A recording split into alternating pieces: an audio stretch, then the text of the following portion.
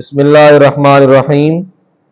نوافل کے بارے میں اکثر لوگ سوال کرتے ہیں کہ کیا یہ پڑھنے ضروری ہے یا نہیں، یہ پڑھنے چاہیے یا نہیں پڑھنے چاہیے۔ لیکن یاد رکھیے، نبی پاک صلی اللہ علیہ وآلہ وسلم حدیث کے راوی ہیں اور حدیث قدسی ہے، یعنی فرمان رب العالمین کا ہے کہ جو آدمی نوافل ادا کرتا ہے، نفل پڑھتا ہے، وہ اللہ تعالیٰ کے اتنے قریب ہو جاتا ہے کہ خود رب فرماتا ہے کہ میں اس کے ہاتھ بن جاتا ہوں، اس کی زبان بن جاتا ہوں، اس کی آنکھیں بن جاتا ہوں، اس کے کان بن جاتا ہوں، حتیٰ کہ حدیث کے جو الفاظ ہے کہ میں اس کے پاؤں بن جاتا ہوں، یعنی اس کی ہیلپ، اس کی مدد میں خود فرماتا ہوں۔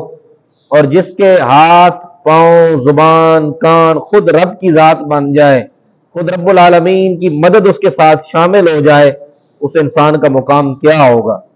تو یہ نوافل پڑھنے سے مقام ملتا ہے، لیکن نوافل ادا کرنے سے پہلے یہ یاد رکھیے فرائض بڑے ضروری ہیں۔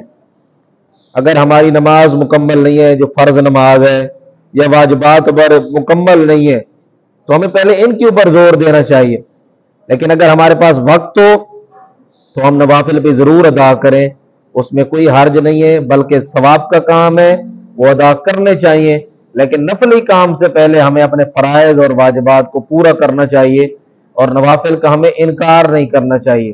اگر ہمارے پاس وقت نہیں اور ہم نہیں پڑھتے، کوئی اگر ہمیں بولے کہ آپ نوافل نہیں پڑھتے، تو اس کا انکار نہیں ہے کہ یہ تو ہے ہی نہیں اسلام میں۔ کئی اب آپ کا یہ بھی کہنا ہے کہ جی یہ کہاں سے آ گئے نفلی نماز؟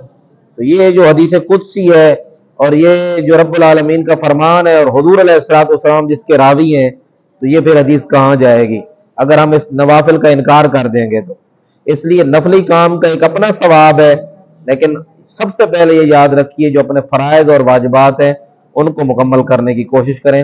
اللہ تعالیٰ عمل کی توفیق عطا فرمائے۔